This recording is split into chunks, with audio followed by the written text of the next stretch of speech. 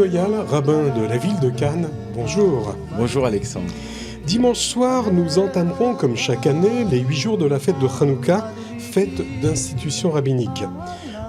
On a tous en mémoire que Hanouka célèbre le miracle de la fiole d'huile consacrée.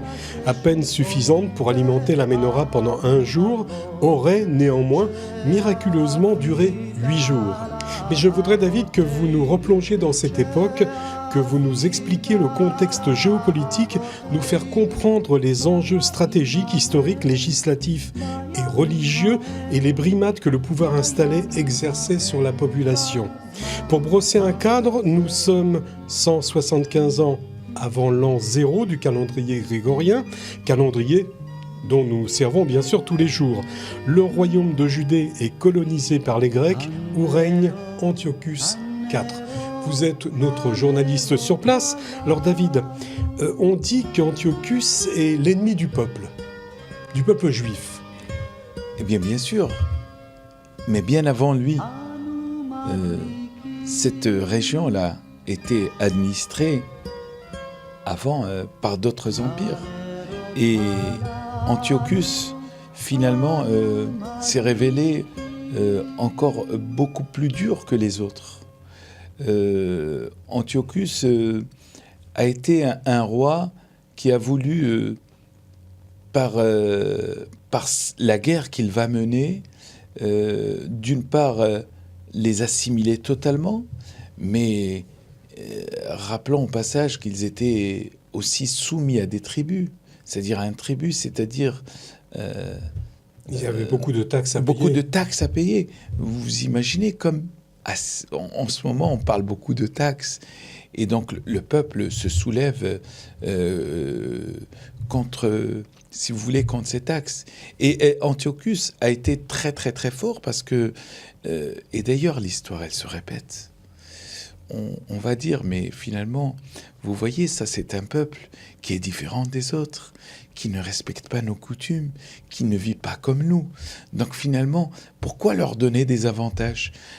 Antiochus a été un des rois le plus antisémite, ne serait-ce que même peut-être un des premiers antisémites de l'histoire juive, depuis l'ère juive, depuis bien avant, je dirais, bien après la destruction du premier temple.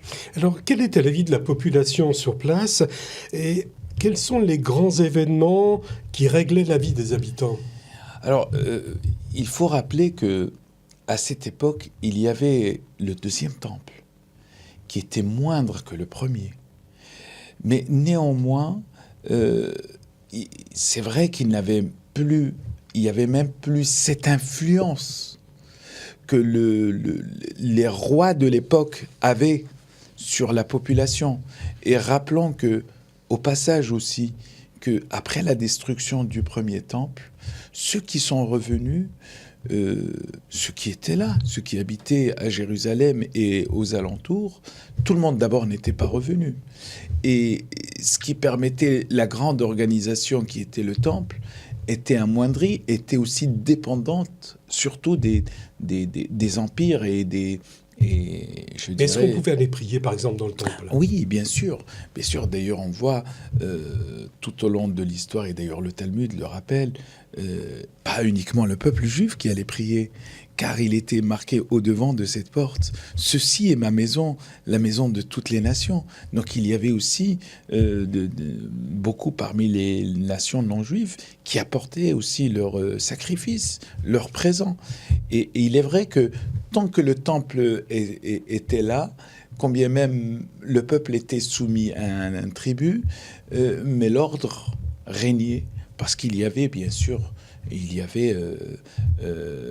dirais, la population, enfin le temple et autour de lui était bien organisé.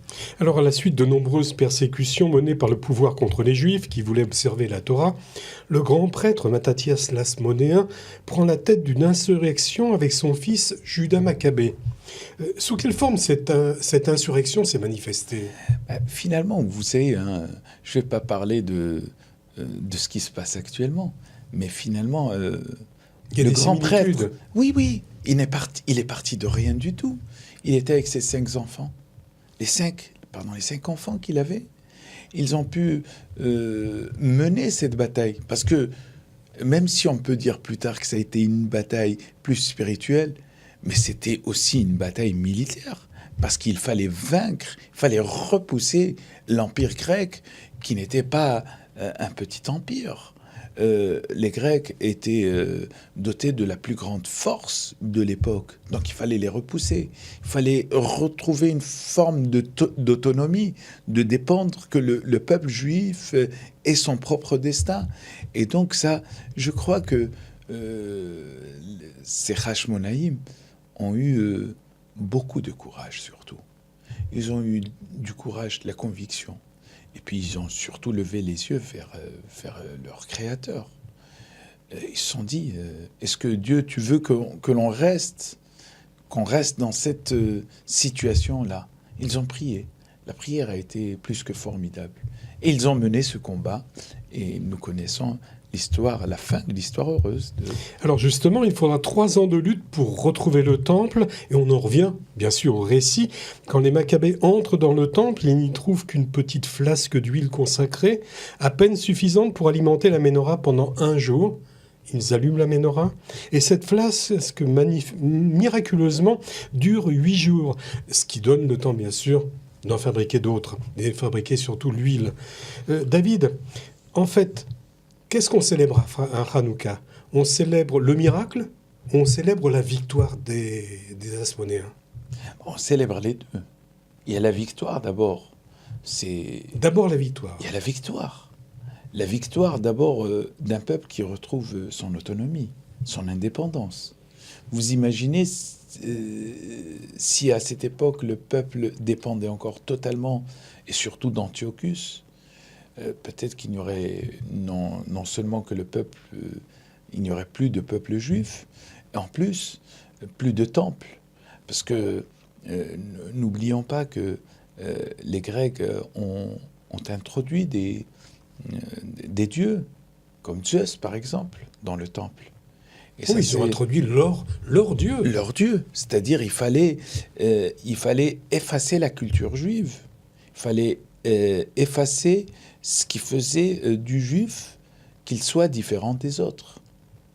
C'est d'ailleurs l'histoire de Pourim, mais bien avant les Grecs. L'histoire se répète. Elle se répète. Haman, ce peuple est différent des autres. Et donc la victoire, en réalité, c'est une victoire d'abord militaire. C'est une victoire avec de vaillants petits soldats comme Mattathiaou et ses enfants, très courageux, qui n'ont pas eu peur de se sacrifier pour justement permettre au peuple d'avoir cette dignité de vivre ce qui leur a été transmis depuis. Alors David, justement à propos de cette fête, elle a été instaurée. Qui a justement instauré cette fête qui va être célébrée pendant 8 jours? Et on doit, pendant ces 8 jours, il faut qu'il y ait de la joie et de l'allégresse. Alors qui a instauré cette fête? Alors, tout simplement... Ce sont les prêtres, ce sont... Non, il y a eu, à l'époque de la Grande Assemblée, qu'on dit en hébreu « Anshe Knesset Hagedolah », ont institué ces 2 fêtes qui, c'est vrai, ne font pas partie du calendrier juif, mais ces 2 fêtes-là ont un côté très particulier. Ils ne sont pas Yom Tov, c'est-à-dire on peut travailler ces jours-là. Il n'y a pas de correspondance avec les Yamim Tovim que la Torah nous décrit, mais en tout cas, ce sont des jours de fête qui ont une petite similitude, par exemple, justement dans la lecture du Hallel, dans cette joie, etc. Et pourquoi nos sages ont choisi ces dates et pas les autres? Parce que l'histoire de Hanouka, c'est l'histoire qui ne s'est pas écrite le jour de Hanouka. C'est l'histoire qui a été accomplie depuis déjà, comme nous l'avons dit la dernière fois, depuis les ancêtres. En réalité, ces petites fioles que Jacob, lorsqu'il a traversé le Jourdain pour aller les chercher, parce qu'il a pensé aussi à l'histoire du peuple juif. L'histoire du peuple juif ne s'est pas construite ou ne s'est pas finie à Hanouka, elle avait commencé depuis Jacob. Et ensuite, l'histoire de Purim, c'est l'histoire de Purim, comme celle de Hanouka, il y a deux formes d'anéantissement. Il y a celui que Haman a voulu anéantir tout simplement le peuple physiquement. Comme Antiochus a voulu anéantir... Antiochus en lui-même avait les deux. Il avait l'anéantissement physique et spirituel, parce que combien même on assimile un peuple, mais on ne va pas dire qu'il va renaître de ses cendres. Et donc ces deux faits-là, parce qu'elles ont touché vraiment le cœur de l'histoire du peuple juif, que les sages les ont instituées, ils ont fait en sorte que ces fêtes-là, à la fin des temps, elles traverseront le temps. Elles résisteront même au temps. Alors justement, David, à propos de cette fête, et ce sera l'une des dernières questions, quels enseignements peut-on tirer de cet épisode de notre histoire ? On l'a souvent dit, l'histoire se répète. L'histoire, elle se répète, mais il ne suffit pas de dire que l'histoire se répète. Est-ce que nous sommes suffisamment conscients de prendre justement ce qui s'est passé à travers les histoires et de prendre l'exemple et de prendre ce vécu-là et justement de ne pas faire les mêmes erreurs. En réalité, ce sont les mêmes erreurs qui provoquent les mêmes conséquences. Le peuple juif, lui, a deux notions. Il y a la notion de Zachor, qui veut dire se souvenir, mais il y a une autre notion qui s'appelle Shamor, c'est-à-dire garder. Lorsque le peuple juif ne fait que se souvenir, mais il perd cette notion de gardiennage, de garder. Eh bien, lorsqu'il n'y a pas cette notion de gardier, eh bien, Dieu, ce qu'il fait, il suscite des Antiochus, des Haman, pour que le peuple juif garde. C'est pour ça que... Et renaisse. Et je ne vais pas dire qu'il va renaître de ses cendres, je ne le dirai pas, mais je dis tout ça. Mais renaître, c'est-à-dire qu'il reparte encore en avant. Qu'il reparte en avant, bien sûr, mais parce que tout simplement, le peuple juif est intimement lié à son Créateur. Il est intimement lié à la création du monde. La création du monde est quelque chose de très particulier, de très fort. Mais le peuple juif a une responsabilité, d'abord pour lui-même et pour le monde.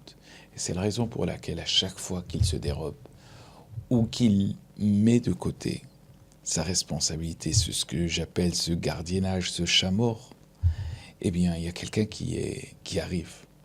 Et tout au long de l'histoire, nous le voyons. Ce qu'ont fait les Romains, les Grecs, ils ont voulu montrer au peuple juif, parfois même pas si loin pendant la Shoah, ou lorsque on voulait voir ce qu'il y avait à travers la partie la plus intime, parce que le peuple juif abandonnait les alliances liées à son Créateur. Et donc, le fait, à chaque fois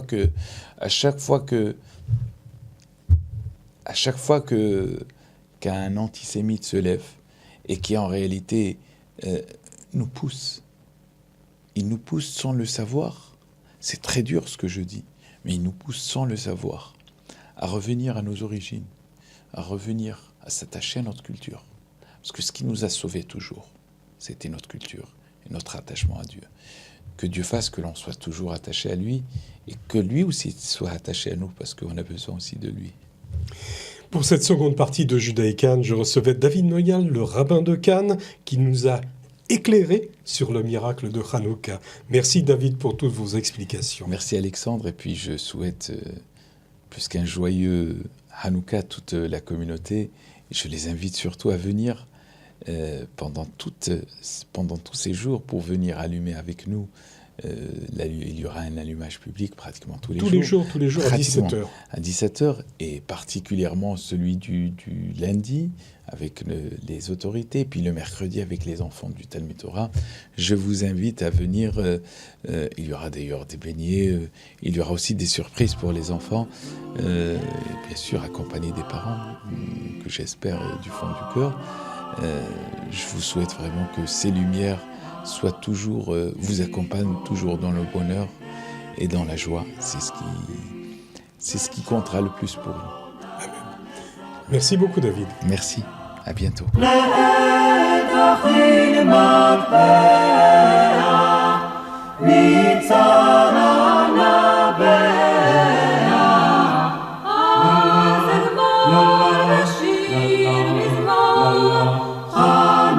Chanukah Mizbeh